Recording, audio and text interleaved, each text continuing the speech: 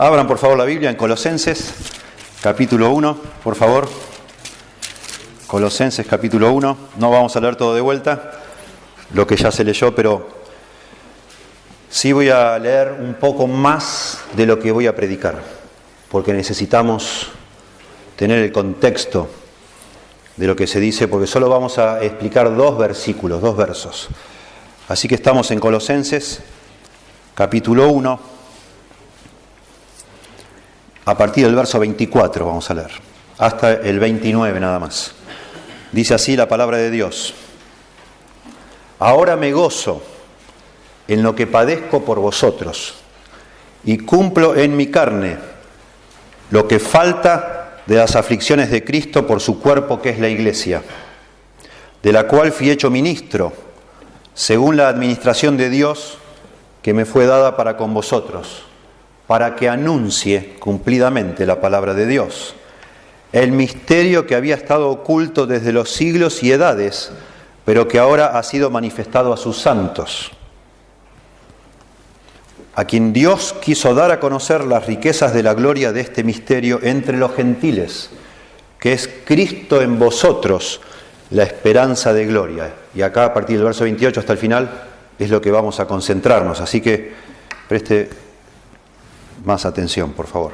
A quien anunciamos, amonestando a todo hombre y enseñando a todo hombre en toda sabiduría, a fin de presentar perfecto en Cristo Jesús a todo hombre, para lo cual también trabajo, luchando según la potencia de Él, la cual actúa poderosamente en mí. Nosotros no somos conscientes todo el tiempo de una batalla, una lucha, una guerra espiritual que hay alrededor nuestro, entre seres invisibles para nosotros, pero bien reales, que son ángeles y son demonios. La Biblia lo explica en muchas partes y muy bien. El campo de batalla o digamos lo que se busca conquistar o defender son las almas de las personas, nuestras almas. Y eso se conquista o se pierde en el área de nuestros pensamientos, de nuestras creencias, de nuestras convicciones. El enemigo de Dios, que es Satanás, y todos sus secuaces, los demonios, están procurando todo el tiempo, y lo vemos desde el principio de Génesis 3, mentir, confundir, engañar, mezclar los tantos, como decimos en Argentina, embarrar la cancha, para que parezca que la verdad de Dios no es tan así. No es como Dios dice, no puede ser así. Es muy exagerado. ¿Cómo vas a creer eso? Eso es algo que ya no existe más. Eso creían antes, los antiguos, la Edad Media, eso ahora ya hemos progresado, etcétera, etcétera. El campo de batalla son nuestras mentes. Y las armas que se utilizan en esta batalla son ideas, verdades o mentiras, conceptos. Y esto es particularmente notable cuando se trata de lo más importante, porque la Biblia está llena de verdades, pero hay, podríamos decir, una gran verdad, la gran verdad de todas, el centro de la Biblia, lo que si lo quitas ya nada tiene sentido. Y esa verdad es Cristo. Cristo es el único Salvador que existe. Cristo es la única esperanza que tenemos nosotros. Cristo es el único camino para que una persona encuentre perdón de sus pecados. Y eso suena feo hoy. Y la verdad, si uno se pone a investigar, siempre sonó feo. Porque eso es lo que el diablo más va a tratar de machacar y atacar y destruir. Y las personas les cuesta aceptar que solo a través de Cristo van a ser salvas. No puede ser. Yo tengo que hacer algo, dice la gente. ¿Cómo lo que hizo Cristo es suficiente? No puede ser tan fácil. Yo le tengo que agregar algo. Y entonces siempre note usted, siempre se le está agregando algo a Cristo. Cristo y los santos. ¿Para qué la gente busca a los santos? Porque no cree que Cristo sea suficiente. Cristo y la Virgen María. Cristo y lo que sea. Cristo más lo que enseñe, no sé, el libro Mormón, los testigos de Jehová o lo que sea. Cristo más nuestras obras, más nuestros esfuerzos. Cristo, siempre es Cristo más algo. Siempre. Y cuando vos le agregás algo a Cristo, cuando usted quiere mezclar Cristo con algo, se queda sin nada. Porque eso lo único que demuestra es que usted no confía en Cristo. No sé si somos siempre conscientes de eso, pero es así. Es como si usted fuera el médico y el médico le dice haga tal cosa y sale del médico y en vez de ir a la farmacia a comprar lo que le dice el médico, se va a otro médico por las dudas. ¿Y cómo pensará el primer médico cuando usted le dice, no, mire, yo cuando salí de acá fui al otro médico y el otro me dijo otra cosa? Entonces al final tomé las dos cosas, por las dudas. Lo que usted me dijo, más lo que me dijo el otro, porque tampoco le creí demasiado al otro. Y entonces cuando usted va de nuevo al médico, el médico se va a ofender, le va a decir, bueno, ¿sabe qué? Vaya al otro, no hay problema. Quédese con el otro, conmigo está bien. Y va al otro y le dice, mire, no, está bien, vuelva al primero. No lo va a querer atender nadie. Porque ¿qué es eso? O confía o no confía. No se puede confiar a medias. Confiar a medias es desconfiar. Bueno, esa es la gran lucha cuando nosotros queremos explicar el Evangelio a las personas. Porque a la gente le parece inverosímil. No puede ser solo Cristo. Algo tiene que agregarse. Pero, para sorpresa de muchos quizá, una vez que nos hacemos cristianos, la lucha continúa. Y ya siendo cristianos, hay cristianos que dicen, bueno, ya entendí, yo entré a esto hermoso que es el cristianismo solo por Cristo, pero ahora tiene que haber algo más, pastor. ¿Qué más hay? No, Cristo. Bueno, no puede ser. Eso es el ABC del cristianismo. Yo ya tengo años en esto, estoy más maduro. Algo más. Me gustaría algo más. No, Cristo. Cristo. No hay nada más. Cristo es todo. Cristo concentra todo lo que necesitamos abrazar y creer y seguir. Eso es todo. Y de nuevo el diablo está procurando convencernos a nosotros que no puede ser. Algo más necesitamos aparte de Cristo. Y entonces se hacen campañas en algunas iglesias para que venga fulano o mengano que supuestamente tiene algún poder para que te dé algo más. Porque con Cristo solo no te alcanza. Necesitas una segunda obra de gracia, se le dice. Y que te den más porción del Espíritu y más esto y más lo otro. Y querés poder, no sé de qué. Lo que recibiste en la salvación parece que no es suficiente. Ese es en cierta clase de iglesias. En otras iglesias más intelectualoides dicen, bueno, está bien eso, Cristo está muy bien, pero bueno, eso es medio básico. Eso para los niños que están ahí atrás está muy bien, pero dame un poco de filosofía, pastor. Da un poco más de intelectualismo, elabora un poco más la cosa. No hay más nada que elaborar. Bueno, pero vos no le podés decir a una persona que está sufriendo depresión que se abrace a Cristo. Tenés que decirle algo más, una terapia, hacerle unas sesiones, mandarlo. No, Cristo. Pero eso es muy simplista, de nuevo. Y nosotros, tanto los incrédulos luchan con quedarse solo con Cristo, y nosotros como creyentes también. Y los pastores ni les cuento. No puede ser, para hacer crecer la iglesia, están creciendo en otro lado. Yo escuché, yo leí, yo vi que hay unas iglesias gigantes y están yendo a ver cómo están usando un libro fabuloso que dice cómo logró McDonald's, estoy inventando, ¿no? Cómo logró McDonald's extenderse por todo el mundo. Y hay unos principios tremendos ahí de McDonald's. Hay que aplicarlos en la iglesia para que la iglesia crezca y seamos muchos más. ¿Por qué? Porque no creemos que sea suficiente Cristo. Nos cuesta creer que es suficiente. Lo mismo que nos costaba antes cuando todavía no éramos cristianos, nos sigue costando ahora. Y esa lucha la vemos en el Nuevo Testamento. El apóstol Pablo en las iglesias que fundaba, siempre atrás de él venía otro que venía a decir, no, pero eso no es suficiente, eso me extraña, hermanos, eso es muy simple, yo tengo un conocimiento más elevado, más profundo, escúchenme, ahora tienen que dar al siguiente escalón, y los confundían. Y entonces Pablo escribía, decir, no, hermanos, no existe tal escalón, los engañaron, les vendieron espejitos de colores. Y eso estaba pasando acá en la iglesia de Colosas. La iglesia de Colosas no la fundó Pablo, la fundó un hombre llamado Epafras, lo dice en el capítulo 1, versos 7 y 8. Pablo no los conocía, pero Pablo se entera por Epafras. Pablo está preso cuando escribe esto, está preso en Roma, y se entera lo que está pasando en Colosas, que han venido falsos maestros justamente a decir que ellos tenían una sabiduría mucho más profunda, más elevada, que iba a completar, a agregar a todo lo que Cristo o lo que ya es el fundamento de Cristo, digamos. Ahora venía la carne, ahora venía ahora iban a jugar en primera, digamos. Lo anterior era algo como un precalentamiento. Y los estaban engañando. Y Pablo escribe toda la carta esta de Colosenses para decir, no, hermanos, no. Cristo es todo suficiente. Con Cristo nos alcanza y sobra. No necesitamos otra cosa. Cristo solo. Con eso, ¿qué más queremos? Noten ustedes nada más lo que yo creo que es, ni siquiera un versículo, sino un pedacito, creo que resume el contenido de toda la carta. Capítulo 2, noten ustedes, capítulo 2 de Colosenses, versículo, leemos el 9 y el 10, pero es un pedacito del 10 que quiero resaltar. Dice, porque en él, vamos a leer el 8, capítulo 2, verso 8, 9 y 10, para que vean lo que está pasando acá. Mirad que nadie os engañe, eso es lo que estaba pasando, le estaban engañando. Dice, mirad que nadie os engañe por medio de filosofías y huecas sutilezas, según las tradiciones de los hombres, conforme a los rudimentos del mundo y no según Cristo. ¿Ven? Esto es lo que está pasando acá. Le están agregando cosas de hombres que no tienen nada que ver con Cristo.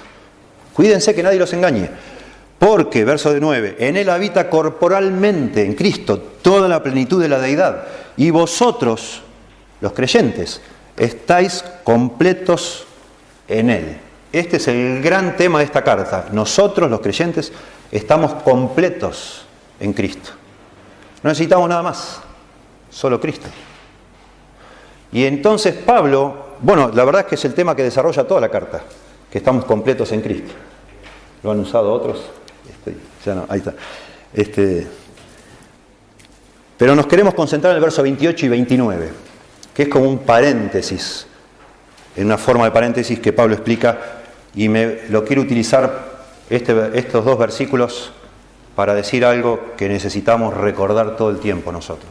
Y es que Cristo debe ser central en todo lo que se hace en una iglesia, en esta iglesia. Cristo debe ser central en todo lo que se hace en una iglesia cristiana, aunque parezca obvio. Cristo debe ser central en lo que se hace en una iglesia sana, en una iglesia bíblica. Todo debe girar alrededor de Cristo. Si no, esa iglesia está mal, y va en mal camino y va a seguir mal y cada vez peor. Y eso es lo que dice estos dos versículos 28 y 29.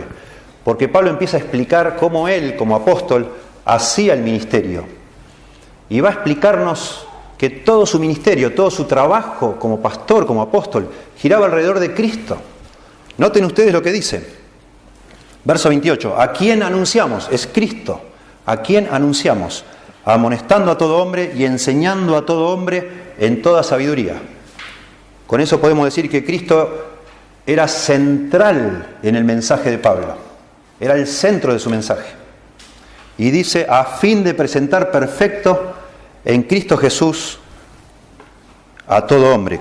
Cristo era la meta del esfuerzo de Pablo, del trabajo de Pablo. Y finalmente, verso 29 dice, para lo cual también trabajo, luchando según la potencia de Él, la cual actúa poderosamente en mí. Cristo no solo era el mensaje, no solo era la meta, sino también de alguna forma Cristo era el motor, la energía, el poder de donde Pablo sacaba ganas o fuerzas para hacer lo que hacía. Y entonces podemos decir claramente que Cristo debe ser central en todo lo que se hace en esta iglesia. Y en tres aspectos, o en tres áreas clarísimas aquí. Cristo debe ser el único mensaje de nuestra iglesia, de nuestro ministerio. Cristo debe ser la meta de todo lo que se hace acá. Que seamos presentados un día maduros frente a Cristo. Y Cristo debe ser también el motor, la energía, por medio de la cual hacemos todo lo que hacemos acá.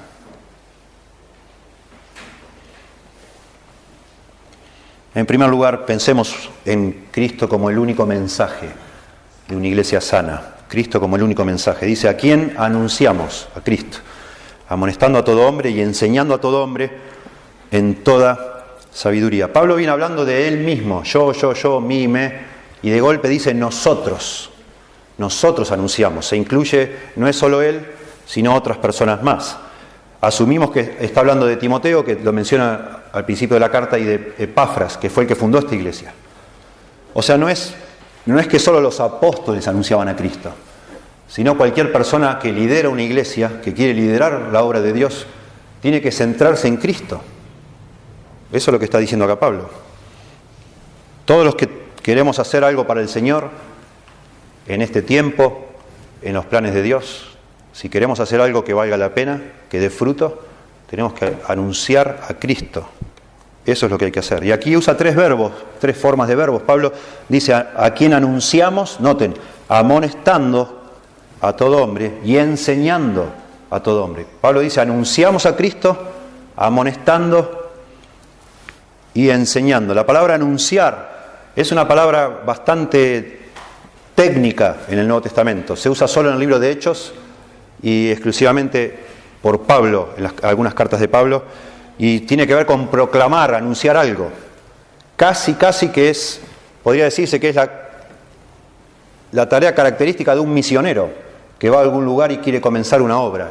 Lo que va a hacer es anunciar, proclamar un mensaje.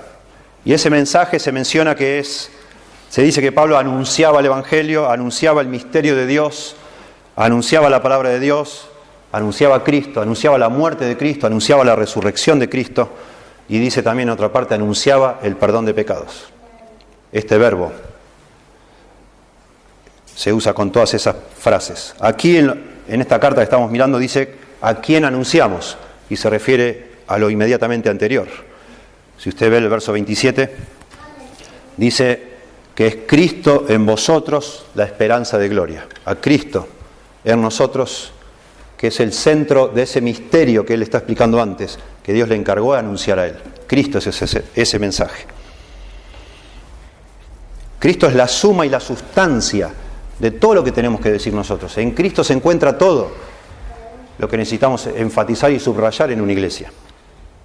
Por eso dice, hablando a los corintios, dice 1 Corintios capítulo 2, verso 1, así que hermanos, cuando fui a vosotros para anunciaros, noten ahí, anunciaros el testimonio de Dios, no fui con excelencia de palabras o de sabiduría, pues me propuse, atiendan esto, me propuse no saber nada entre vosotros, sino a Jesucristo y a este crucificado.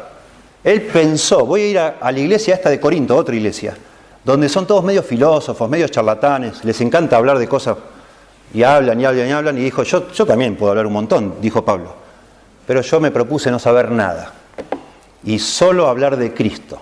Y dice acá por qué. Y estuve entre vosotros con debilidad y mucho temor y temblor, y ni mi palabra, ni mi predicación fue con palabras persuasivas de humana sabiduría, sino con demostración del Espíritu y de poder, para que vuestra fe no esté fundada en la sabiduría de los hombres, sino en el poder de Dios. Noten que Pablo intencionalmente se propuso no saber nada, solo Cristo, a propósito, para que la gente no se distraiga con cosas secundarias, porque necesitamos mirar a Cristo, pensar en Cristo. Bueno, y eso tiene una aplicación para nosotros inescapable. Miren, muchas veces las iglesias se distraen con un montón de cositas que son de pronto valiosas, pero no son las más importantes. Bueno, vamos a juntar ropa para los pobres, vamos a hacer una campaña ahora, mirá, ¿por qué no hacemos unos folletos y ayudamos acá que en la ciudad no haya agua estancada así por los mosquitos, porque es tremendo esto de los mosquitos, y salen todos los muchachos de la iglesia a combatir los mosquitos de la ciudad? De pronto es útil, no digo que no, de pronto es un testimonio, la gente, a lo mejor alguno dice, wow, qué maravilla esta gente, qué linda gente, a ver, vamos a ir el domingo, a ver, me gustaría escuchar qué es lo que creen, porque parecen diferentes. Mire, la historia del cristianismo demuestra que cuando una iglesia se empieza a distraer con todo tipo de cosas, aún con la intención de usar esas cosas para predicar el Evangelio, al poco tiempo, porque existe una batalla, una lucha en nuestro corazón y en la de cada persona por desviarnos de la verdad, al poco tiempo matamos mosquitos, damos de comer a la gente, hacemos un hogar para mamás solteras, tenemos un centro de rehabilitación para drogadictos o lo que sea que se nos ocurra, y a poco dejamos lo más importante, que es anunciar a Cristo. Tenemos que tener mucho cuidado. No estoy diciendo que no hagamos esas cosas, pero todo el tiempo, si una iglesia decide embarcarse en eso, todo el tiempo hay que revisar y revisar y revisar si estamos hablando de Cristo, si estamos anunciando a Cristo. Si dejamos de anunciar a Cristo, todo eso ya no tiene ni sentido hacerlo. y que hacemos un jardín de infantes, después pasamos a la escuela primaria, a la secundaria, al final el pastor termina con, no sé, con un problema tremendo preocupado porque los números no cierran y todo, y ya ni prepara los sermones, porque es tremendo mantener todo el circo de todo lo que la iglesia empezó a organizar, y estábamos todos muy animados, pero dejamos de hablar de Cristo. Y es el día que hacemos eso, estamos fritos. Porque ya como iglesia no tiene sentido lo que estamos haciendo. Ahora, dicho todo esto, Pablo no está pensando en eso acá. Pablo no nos está tratando de advertir, cuidado, no se pongan a hacer otras cosas, anuncien a Cristo. Pablo está tratando con falsos maestros que no están. Pablo no está tratando de advertirnos sobre hacer acción social, sino sobre ser, la palabra técnica es eclécticos. Ecléctico en nuestro criollo nos está advirtiendo de no hacer una ensalada. Eso está advirtiéndonos Pablo. De mezclar a Cristo con otras cosas, lo que dije yo al principio. De que no nos vayamos acá por desconfianza, por no creer que Cristo es suficiente, no empecemos a enseñar acá mensajitos de 15 minutos para darte ánimo. Hermano, hermana, mírese al espejo mañana a la mañana y dígase, soy un campeón, soy una campeona, yo puedo, vamos para arriba, vamos que se puede. Y cosas por el estilo, se están diciendo esas cosas en muchas iglesias evangélicas, una vergüenza. Cuando una iglesia deja de hablar de Cristo, de lo que hizo Cristo en la cruz, del significado de Cristo, el centro de toda la Biblia, ya no es nada, no es una iglesia, es un club social, no sé, es un grupo de autoayuda o lo que sea, pero ya no lleva a las personas a Dios. La necesidad más grande del ser humano es reconciliarse con Dios. Decía un predicador inglés, Martin Lloyd-Jones, el hombre es una monstruosidad en el mundo de Dios. Y debe saberlo,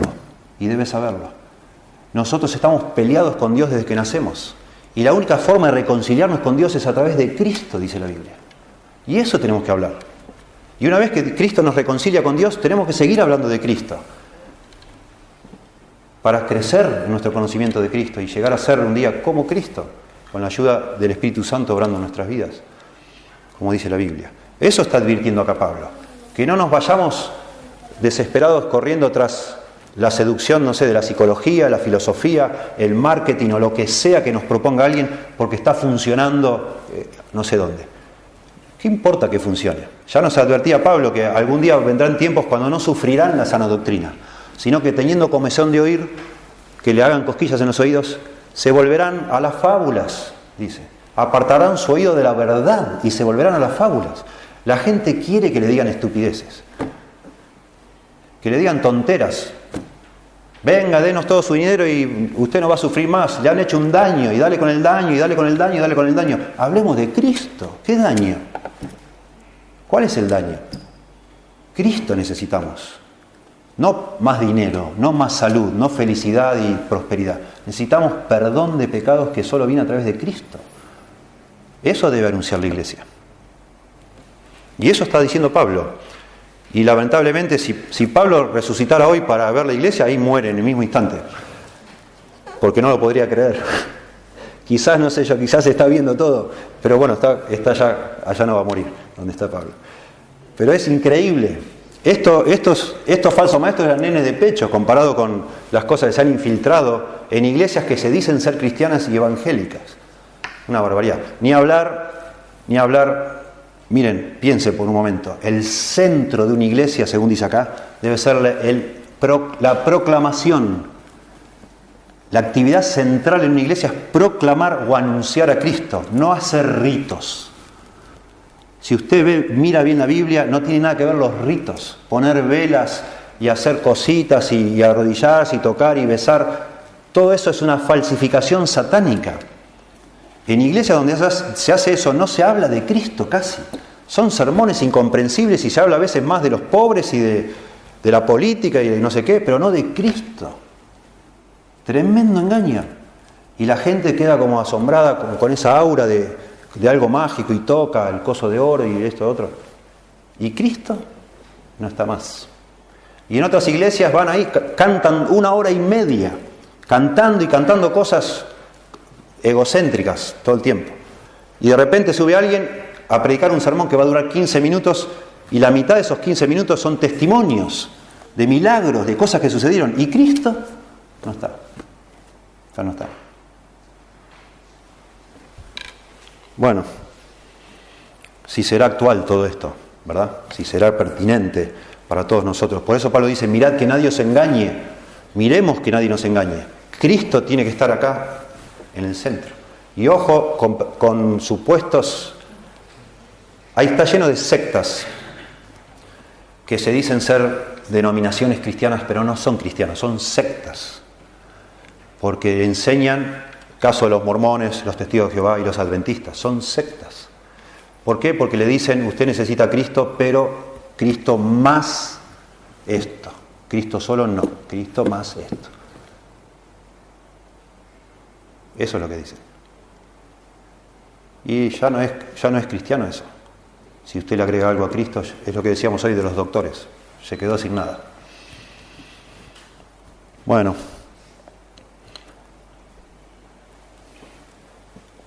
Yo sabía que me iba a ir mucho tiempo en el primer pedacito, pero es que mi corazón, de verdad pienso y a veces dudo de que todos nosotros estemos en la misma página con estas cosas. Y ni hablar de las iglesias evangélicas, donde peor es todo. No sé qué están pensando, no sé, pero da escalofríos de pensar la cantidad de personas que hoy creen que son cristianas y se van a sorprender un día cuando se den cuenta que no lo son, pero ya va a ser tarde para hacer algo.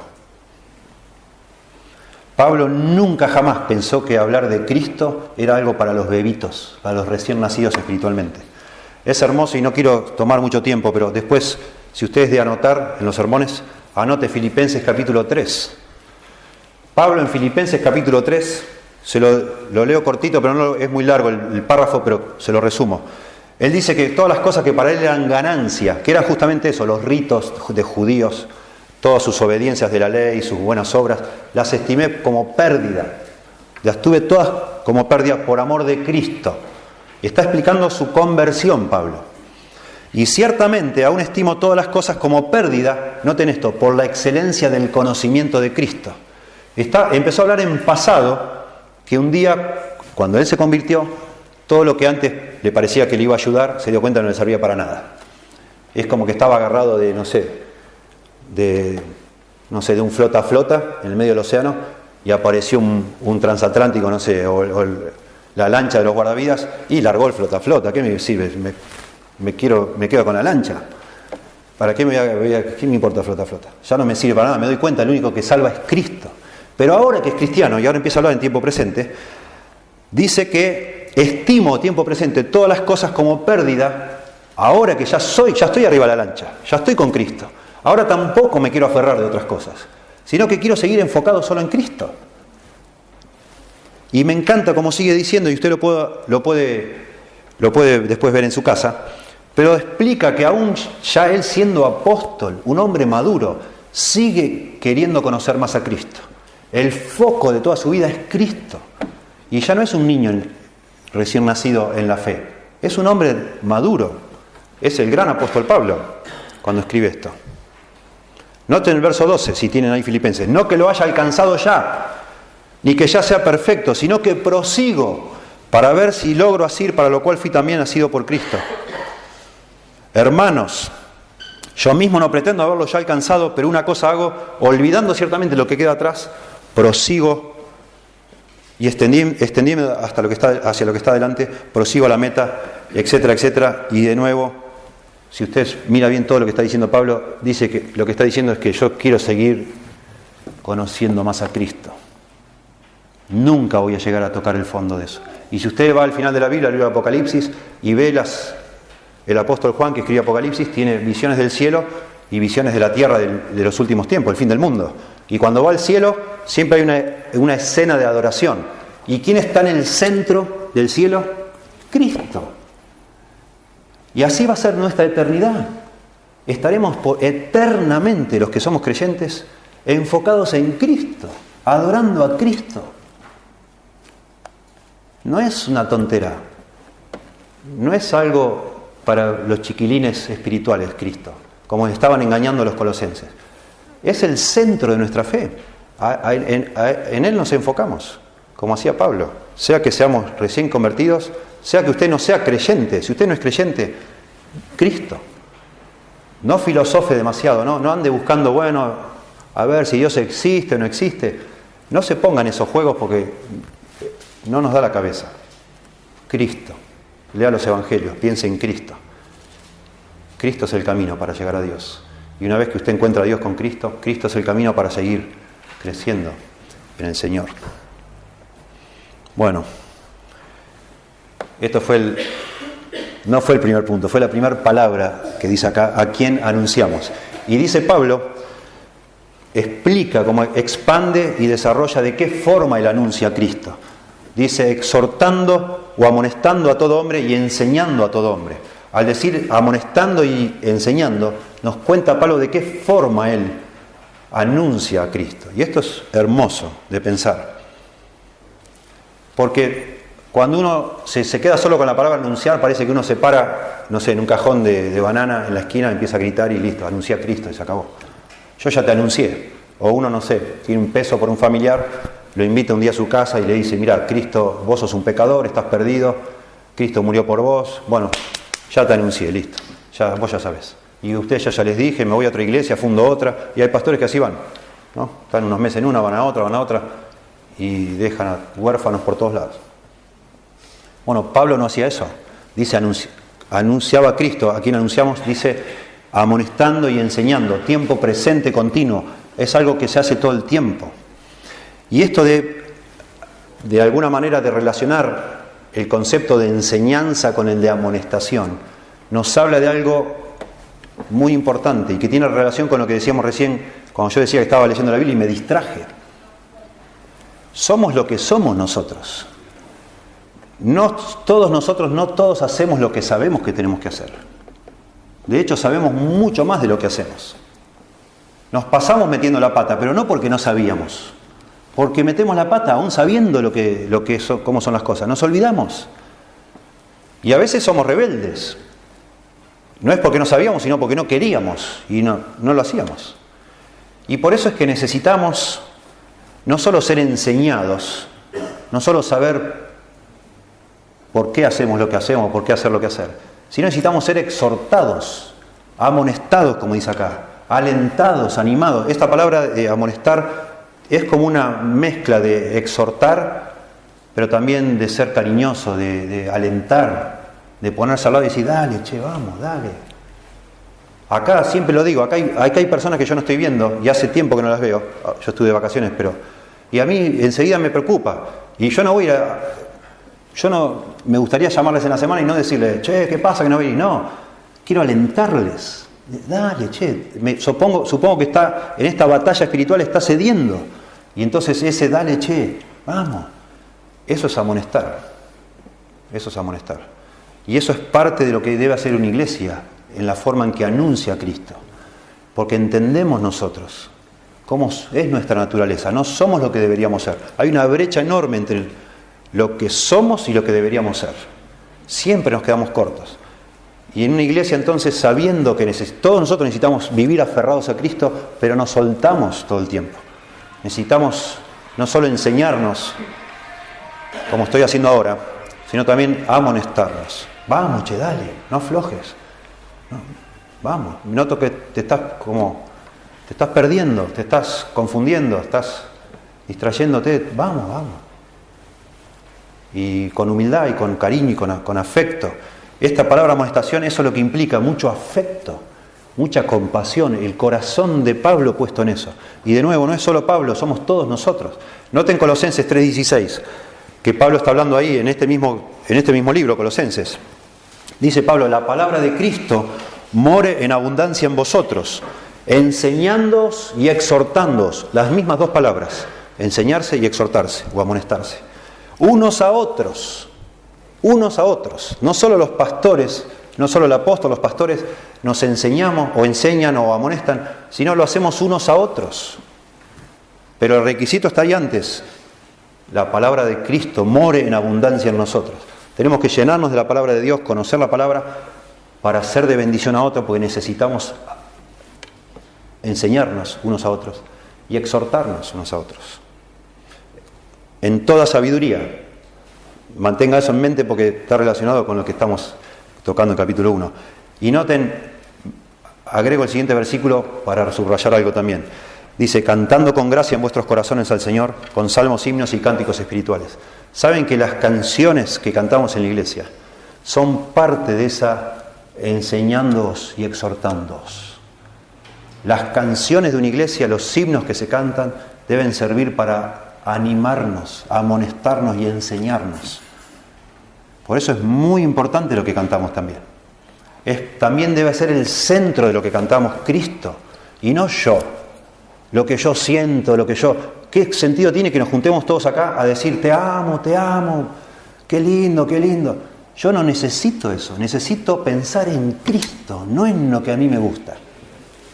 Y yo sé que algunos, cuando vienen a una iglesia como esta, donde tratamos que Cristo sea el centro, les cuesta porque es como que les falta un poco de entusiasmo a las canciones. El punto no es lo que a mí me gusta, es Cristo en todo lo que hacemos. Eso es lo que necesita tu alma y mi alma, Cristo.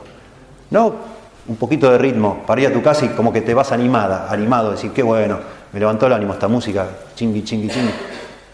Cristo te levanta el ánimo, Cristo transforma nuestro corazón. ¿Qué chingui, chingui? Nada, Cristo. Bueno, eso es amonestar, ¿ven? Pero miren, yo leo como Pablo hacía esto y me da vergüenza, porque no le llego ni a la uña del dedo del pie. Miren lo que dice Pablo. Se los leo yo, no lo busquen. Busqué una serie de versículos nomás donde está esta palabra amonestar. Dice, por 3 años de noche y de día no he cesado de amonestar con lágrimas a cada uno de vosotros. Por 3 años, de noche y de día, no he cesado de amonestaros, de alentarlos, de animarles a que sigan a Cristo, a cada uno de vosotros, con lágrimas, dice Pablo. Eso es Hechos 20:31. 2 Corintios 2:4, os escribí con muchas lágrimas, no para que fueseis contristados, sino para que supieses cuán grande es el amor que les tengo. Tremendo. Filipenses 3:18, porque por ahí andan muchos, y está retando acá, por ahí andan muchos, de los cuales os dije muchas veces, y aún ahora lo digo llorando, que son enemigos de la cruz de Cristo. Bueno, Pablo, tremendo. El hombre derramaba su corazón en este trabajo de anunciar a Cristo, amonestando a todo hombre, dice acá, y enseñando a todo hombre. Un texto más que me conmueve, y otra vez lo digo esto, si estuviera en una conferencia de pastores lo diría todavía más enfático, pero entre nosotros también tiene que ver esto. Ya vimos que unos a otros nos debemos exhortar y enseñar y alentar. Y yo sospecho, y de verdad lo digo, y por eso digo que leo esto y me da no sé qué, quisiera ser yo un mejor ejemplo para ustedes, pero a veces percibo que rápidamente perdemos la paciencia entre nosotros y ya no tenemos esa compasión de acercarse a alguien que está metiendo la pata y decir, vamos, che, dale, vamos, y derramar lágrimas con esa persona y entender que está cediendo a una lucha que es más grande que ella o que él, que está metiendo la pata porque es débil. Y en lugar de decir, qué desastre esta, mira qué hipócrita este. Qué lindo si nos acercáramos, si lloráramos con la persona para decir, vamos, no te rindas. Y no lo hacemos, tristemente, y yo soy el primero que a veces soy así también. Dice 1 Tesalonicenses, capítulo 2, dice Pablo, antes fuimos tiernos entre vosotros. Le estaban acusando a Pablo de haber hecho el ministerio por dinero, de ser un interesado en el dinero. Pero el Pablo se defiende, dice, antes fuimos tiernos entre vosotros como la nodriza que cuida con ternura a sus propios hijos. Tan grande es nuestro afecto por vosotros, que hubiéramos querido entregaros no solo el Evangelio de Dios, sino también nuestras propias vidas, porque habéis llegado a sernos muy queridos.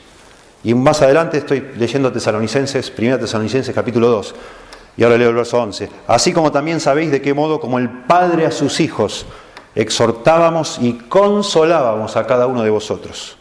Y os encargábamos que anduvieseis como es digno de Dios, que os llamó a su reino y gloria. Bueno, El ministerio de Pablo estaba saturado de Cristo, de enseñar la enseñanza y de la amonestación también, siempre juntas, entendiendo que no somos máquinas, que se nos mete información y ya está. Ya te dije, anda querido, haz lo que te dije. Ya sabes, ahora me dedico a este que no sabe nada. Y después a este, y a los que ya saben, arréglense, querido. Lean en casa la Biblia, para eso la tienen. No, jamás esa actitud. Al contrario. Y eso no solo debe ser del apóstol, sino entre nosotros. Sería tan fácil, ¿no? Si fuera así, ya, listo, ya sé. Memorizá este versículo y ya, no molestes más. No seas tan débil. Así somos. ¿Sí? Bueno, no nos da el tiempo, pero es muy lindo ver cómo Pablo metía a Cristo en todo lo que hacía, en todo lo que decía. Siempre Cristo está como un modelo para cualquier cosa que él quería, aún prácticas, cosas prácticas, estaba metiendo a Cristo. No más, fíjense en Filipenses 2 después, él quería que las personas dejen de luchar por los puestos en la iglesia, por vanagloria, por contienda y por vanagloria. Haya pues en vosotros este sentir que hubo en Cristo Jesús. Y pone por ejemplo a Cristo. Y así hace lo mismo en cada iglesia, siempre Cristo, Cristo, Cristo, en todo. Por eso dice en toda sabiduría, volvemos a Colosenses. Soy consciente de la hora, quedan 15 minutos de lo que habitualmente hablamos acá y vamos a meter lo que queda y después tenemos nuestra Santa Cena. Dice, a quien anunciamos, verso 28 de Colosenses 1, a quien anunciamos amonestando a todo hombre y enseñando a todo hombre en toda sabiduría, dice, en toda sabiduría. Otra vez, esto es muy interesante porque la frase en toda sabiduría la usa solo Pablo en el Nuevo Testamento y la usa 3 veces en esta carta y una vez en la carta a los Efesios, la frase en toda sabiduría.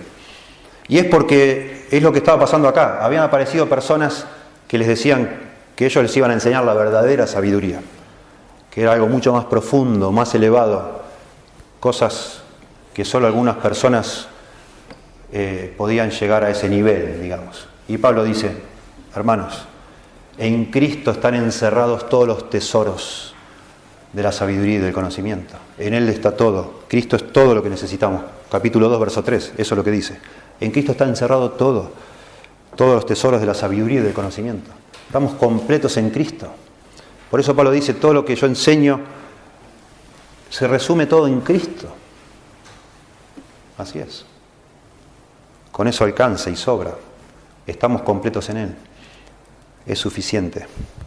Por eso Pablo también oraba, Colosenses 1:9, para que sean llenos del conocimiento de su voluntad en toda sabiduría e inteligencia espiritual. Por eso, como leímos también en Colosenses 3:16, dice que la palabra de Cristo mora en abundancia en vosotros, enseñándoos y exhortándoos, dice, en toda sabiduría. Porque cuando la Biblia, la palabra de Dios mora en abundancia en nosotros, está toda la sabiduría necesaria que se resume en Cristo. ¿Sí? Cuando allá en Proverbios 8, el escritor de Proverbios, Salomón, da un discurso sobre la sabiduría con la cual Dios fundó la tierra, todos los estudiosos a lo largo de todos los tiempos han visto una descripción perfecta de Cristo. Cristo es la sabiduría de Dios. Cristo es sabiduría de Dios. No necesitamos ninguna otra ayuda o conocimiento extra. No existe un conocimiento extra. Por eso decíamos que Pablo, la meta de su vida era conocer más a Cristo. En Él se encuentra toda la sabiduría. Y dice, y muy enfático aquí, a todo hombre, dice. Y ahí después en el verso siguiente de nuevo, o al final dice, a fin de presentar perfecto en Cristo Jesús a todo hombre. 3 veces a todo hombre en el verso 28. Y eso de nuevo, y es el último aspecto, estamos hablando que Cristo debe ser central en todo lo que se hace en una iglesia, y en primer lugar que el mensaje nuestro debe ser Cristo. Ese mensaje debe ser anunciado por medio de mucha enseñanza sistemática, incansable enseñanza y amonestación. Eso es lo que más debe hacer una iglesia, enseñar y amonestar, no otras cosas. No otras cosas. Eso es lo fundamental, la enseñanza y la amonestación sobre Cristo. Todo eso encuadra o encierra toda la sabiduría que existe en Cristo. Y también todo este ministerio de la iglesia debe ser sin acepción de personas, sin prejuicios. A todo hombre, dice. A cada persona es la idea. en el contexto acá es tanto a judíos como a no judíos, a cada persona, tanto a ricos como a pobres, gente educada o gente maleducada, jóvenes y viejos, sanos y enfermos, gente con dinero o sin dinero. No, la iglesia debe pensar en cada persona. Y es muy lindo que no dice a todos los hombres, sino dice a todo hombre. Y eso es enfático también, las 3 veces dice así. En el griego es en singular, a todo hombre, subrayando la individualidad de lo que hace una iglesia. La iglesia no ministra al voleo, a las multitudes, ministra individuos, personas, con cada uno con su necesidad, cada uno con sus circunstancias, con su situación. Y la iglesia, y los pastores en una iglesia, y los hermanos ya más maduros, debemos conectarnos a ese nivel de personas. Cada persona que está aquí tiene una necesidad y cada uno de nosotros necesita ser amonestado, enseñado, etc. A todo hombre. Una iglesia sana es una iglesia que trata de alcanzar tanto al estudiante universitario como al cartonero, al que revuelve la basura para buscar algo de valor. Y en una iglesia sana, ambas personas se aman, ya con Cristo en el corazón. Les gusta estar juntos. Comparten tiempo, porque hay algo en común en ellos, que es el Salvador, Jesucristo, el Espíritu Santo. Eso es una iglesia sana. Una iglesia que procura, porque eso es lo que se está haciendo hoy, porque los expertos en marketing sugieren que una iglesia crece más rápido si elige enfocarse en un determinado segmento, un nicho, usan las palabras que usan los expertos en comercialización. Buscar un nicho, tratar de buscar personas, no sé, de tal edad y tal edad, que sean de clase media, que tengan estudios universitarios, etc. Qué curioso que casi todos eligen el nicho de la gente que tiene más dinero. Claro que sí. La gente más próspera, los estudiantes universitarios, la gente que son profesionales. ¿Dónde está la iglesia de los cartoneros? ¿Quién procura tener una iglesia de cartoneros? Nadie. ¿Quién le interesa eso? Bueno, eso no es una iglesia cristiana, bíblica. Una iglesia, entiendo yo, no solo se trata de hacer crecer. El Señor hace crecer su iglesia. Se trata de hacer aquí en la tierra lo que hizo Cristo cuando estaba. Somos representantes de Cristo. Y Cristo de ninguna manera hizo acepción de personas. Qué hermoso, es una gloria que en una iglesia, una pequeña iglesia como esta, haya personas de todo tipo. Gente que no terminó la primaria, gente que a lo mejor tiene un doctorado, gente que le cuesta leer y gente que a lo mejor escribe libros, gente con dinero, gente sin dinero, y nos amamos todos. Y cuando hacemos una actividad no decimos, bueno, no lo invitemos a este, porque no, ¿viste cómo come? No tiene buenos modales. ¿Qué me importa a mí eso? Tiene a Cristo en su corazón y lo amamos, ¿verdad? Bueno, eso es hermoso. Y otra vez, el ministerio de Pablo, usted obsérvelo, y Cristo, ni hablar. El ministerio de Cristo sobre esta tierra. Él jamás hizo acepción de personas, al contrario. Llamó la atención eso, siempre. Bueno, en segundo lugar, yo me río. En segundo lugar, Cristo no solo debe ser el contenido de nuestro mensaje, sino debe ser la meta principal de nuestro ministerio. Dice, a fin de presentar perfecto en Cristo Jesús a todo hombre. Noten que el objetivo de Pablo era llevar a la madurez a los cristianos, para cuando él llegara el momento de presentarse delante de Cristo, presentarlos como cristianos maduros ante el Señor. Él se esforzaba por ver cambios en las personas, por ver personas abrazar a Cristo y por ver personas crecer en ese conocimiento de Cristo, lo que se llama la santificación, para cuando un día esté él frente a Cristo, mostrar a esas personas como el fruto de su esfuerzo. Eso es lo que implica acá. Eso es lo que implica. Dice el verso 22, un poquito antes, que en su cuerpo de carne Cristo había muerto por medio de la muerte, dice, para presentaros, Dios a nosotros, a los creyentes, para presentaros santos y sin mancha e irreprensibles delante de Él. Note que usa el mismo concepto de presentar. Dios nos salva por medio de Cristo para presentarnos Él a nosotros frente a sí mismo como santos y sin mancha. En otros versículos dice que Cristo es el que nos va a presentar como una esposa gloriosa, sin mancha, sin arruga, perfecta. Y acá dice que Pablo está procurando presentar a los creyentes. Bueno, estas cosas de la Biblia tan hermosas, creo yo que se refiere en los tres casos, sea que Dios nos presenta, que Cristo nos presenta, o que nuestro pastor, la persona que nos guió a Cristo, nos presenta, todos se refieren al mismo momento. Se refiere al momento cuando el Señor aparezca y estemos frente a Él, y es lo que se llama el tribunal de Cristo.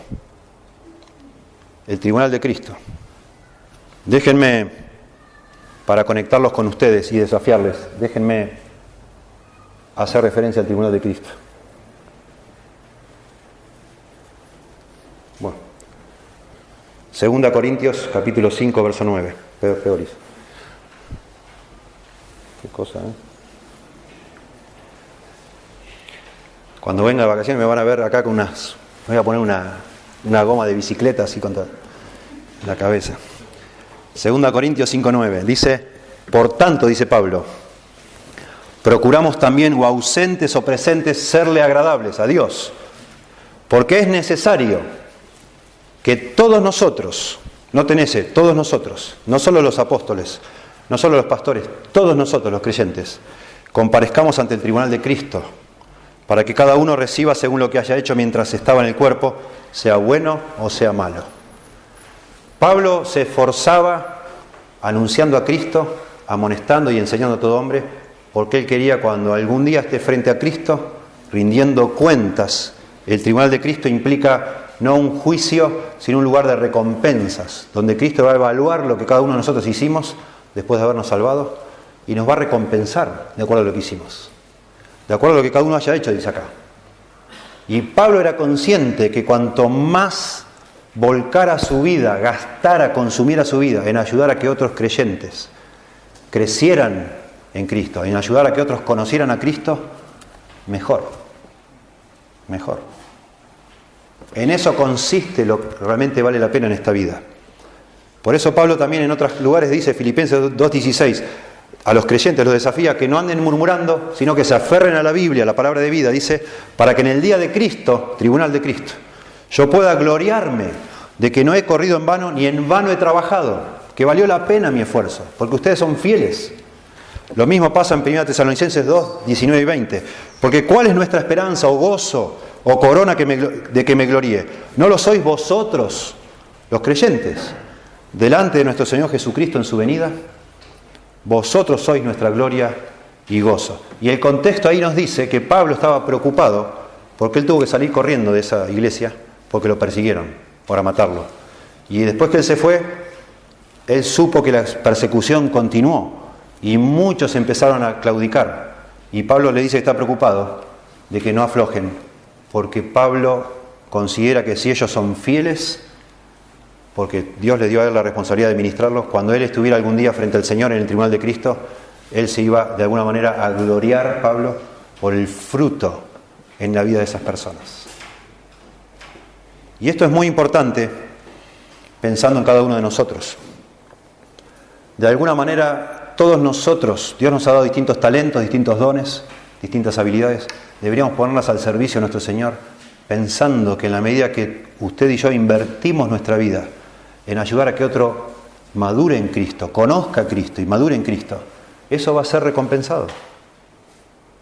Y la iglesia existe, más allá de decir esto para motivarles, existimos aquí para hacer que las personas conozcan a Cristo y maduren en Cristo y sean perfectas un día en Cristo. Cuando el Señor venga, Él va a terminar este proceso haciéndonos a cada uno perfectos en Cristo, glorificándonos. Y eso es lo que significa esta palabra, perfecto, teleios. Se puede traducir maduro y se puede traducir perfecto.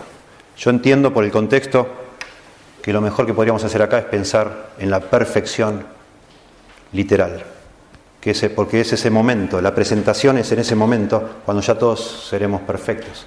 En un abrir y cerrar de ojos dice todos seremos transformados. Si es así, como yo lo entiendo, entonces yo no puedo hacerle a usted perfecta o perfecto, no puedo. Pero si Dios me usa a mí para que usted conozca a Cristo, está garantizado que usted va a ser perfecta o perfecto si usted se entregó a Cristo. ¿Me siguen? porque Él lo va a terminar eso. Él sí lo va a hacer. Yo no lo puedo hacer. Yo puedo presentarle a Cristo. Cristo debería obrar en su corazón por medio del Espíritu Santo. Y si usted se convierte, va a comenzar un proceso en su vida de transformación donde yo puedo colaborar, usted puede colaborar, todos podemos colaborar siendo instrumentos en las manos de Dios para eso que se llama la santificación, pero al final Cristo nos va a hacer perfectos. Por eso dice Filipenses 1:6, el que comenzó en vosotros la buena obra, la perfeccionará hasta el día de Cristo. Y ese es Dios. Esto para mí es bien importante, bien valioso, muy significativo. Y saben, con todo cariño quiero decir esto, pero si hay algo que me preocupa de lo que pueda pasar acá entre nosotros, yo como responsable de esta iglesia, es que el día que el Señor nos venga a buscar, alguno de ustedes se quede acá.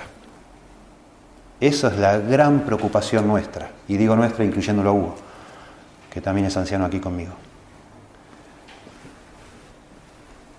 Que probablemente alguno de ustedes no sea un cristiano, esté acá por años, escuche por años, nos vea participar de la Santa Cena por años, incluso quizás se bautizó ya usted y participe, pero en realidad usted no sea un cristiano. Muchos me dirán en aquel día, Señor, Señor, en tu nombre hicimos esto, hicimos lo otro, pero yo diré, no, nunca os conocí. No todo el que me dice Señor, Señor, dijo Jesús, entrará en el reino de los cielos.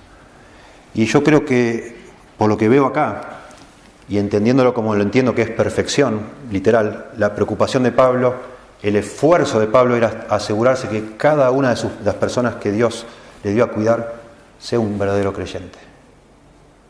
Eso es lo que más importa. Lo demás, bueno,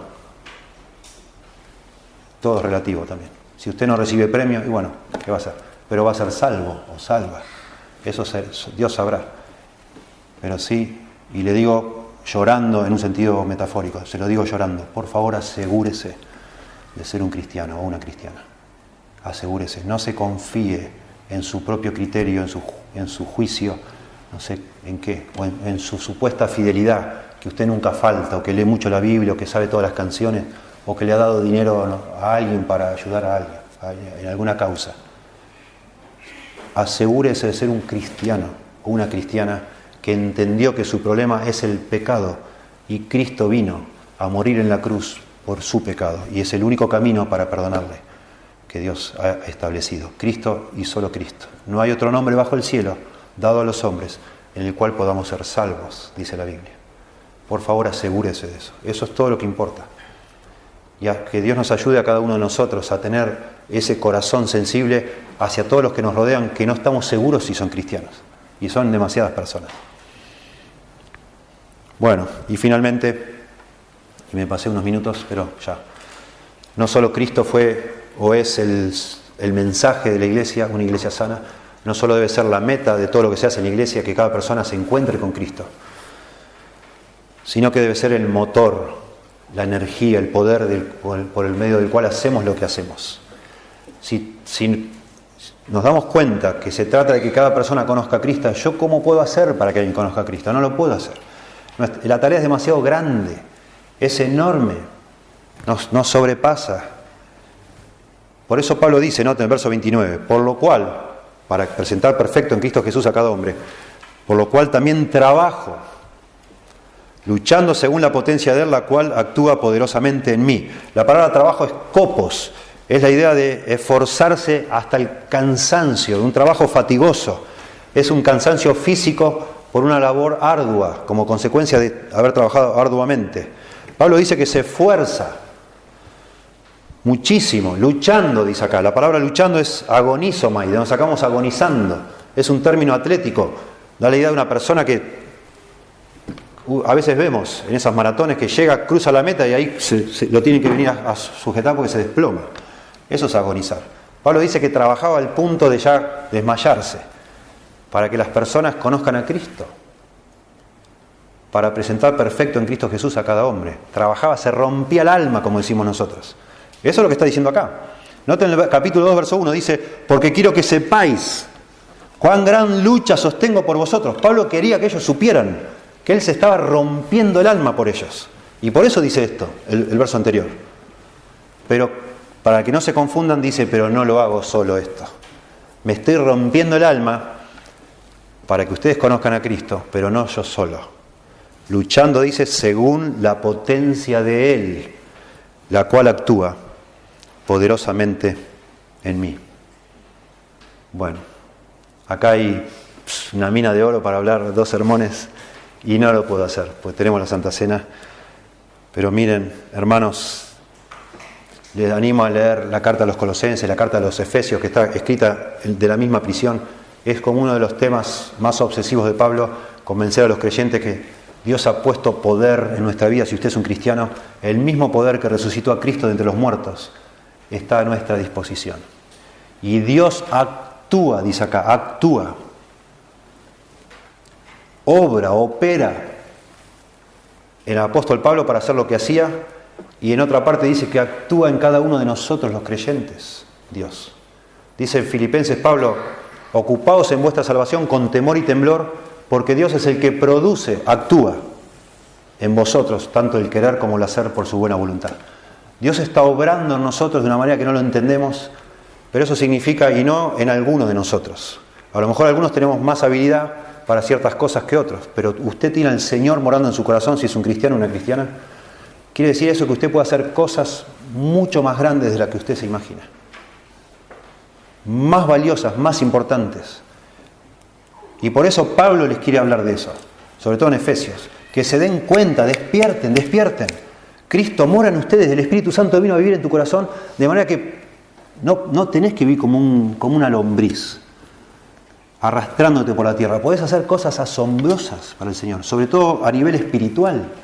Tu vida puede tocar muchas almas, pero no porque vos sos fenomenal, sino porque Dios actúa en tu vida, como actúa en la mía. Y yo me preparo, me esfuerzo, y eso no quita que no nos esforcemos, al contrario. En una iglesia, ya que estamos hablando de una iglesia sana, en una iglesia sana, los líderes se tienen que romper el alma trabajando. Si no lo hacen, no son fieles al Señor. Este es el modelo bíblico de una persona que quiere servir al Señor, que trabaja hasta que se desmaya, pero no porque como si todo dependiera de Él, sino sabiendo que Dios está obrando, pero Dios quiere usar nuestro esfuerzo y nos tenemos que esforzar y Dios nos va a usar, claro que sí. Eso es lo que Él promete. Solo 2 versículos les quiero mencionar. Efesios 3:20, se me ocurre en este momento que quiero animarle, por favor, a que piense que todo esto es para cada uno de nosotros, si es un cristiano usted. Y aquel dice, Dios, que es poderoso para hacer todas las cosas mucho más abundantemente de lo que pedimos o entendemos. Que dice, según el poder que actúa en nosotros. La misma frase, ya no aplicada a un pastor, a un apóstol, sino a cada cristiano. Dios es poderoso para hacer cosas que usted ni se imagina que usted puede hacer, porque está actuando en su vida. Prepárese, conozca la Biblia, llénese de la palabra de Cristo, que more en abundancia en usted. Eche mano de todos los medios de la gracia que hay a disposición en una buena iglesia. Aprenda, crezca y esfuércese. Y tome desafíos, tome riesgos por el Señor. Hable del Señor, anímese, acérquese a una persona que usted ve que necesita de otro hermano al lado y ministre, exhorte, anime, enseñe. Es muy necesario. Y Dios le va a usar, claro que sí. Dios le va a usar. Pablo termina toda la sección teológica del libro de Romanos, termina diciendo una de las frases más hermosas, lo que se llama doxología, más gloriosas que tenemos en la Biblia, y dice, porque de Él, y por Él, y para Él, son todas las cosas. A Él sea la gloria por los siglos de los siglos. Amén. Y me pareció notable pensar. Pablo dice que en una iglesia sana se predica a Cristo, la meta de todo lo que se hace es Cristo y el poder es Cristo. Y encaja perfecto con esto. Porque de Él, de Cristo, son todas las cosas. El mensaje es de Él, de Cristo. Por Él, por su poder, hacemos lo que hacemos. Y para Él, para presentar perfectos en Cristo Jesús a todas las personas. Son todas las cosas. Hermoso de pensar. Así es no solo la iglesia, toda la creación, así es todo lo que se ha hecho es de Él, por Él y para Él. A Él sea la gloria por los siglos de los siglos. Señor, damos gracias por tu palabra. Pedimos que la uses en nuestra vida, por favor, que nos animes, nos alientes a los que ya somos cristianos, a aferrarnos a ti, a anunciarte, que tú nos despiertes a ver que todo esto que hemos dicho se aplica a cada uno, Señor, para hablar de ti, para buscar ser instrumentos en tus manos para edificar la vida de otros, que te conozcan y te busquen y crezcan en ti, que también sepamos echar mano de la fortaleza que tú nos das, el poder para hacer algo así, Señor. Por favor, ayúdanos a confiar. Así como un día tuvimos que confiar que solo tú salvas, que sepamos confiar en ti, que tú nos puedes dar no solo el perdón de pecados, sino el poder espiritual, no la prosperidad o la sanidad o todo lo que hoy se promete, que es algo completamente egocéntrico y egoísta muchas veces, sino poder para servir a otros, para edificar tu reino, tu iglesia, para ser útiles en tus manos, Señor, para la bendición de otros y la gloria tuya, la gloria final tuya, Señor. En el nombre de Jesús. Amén.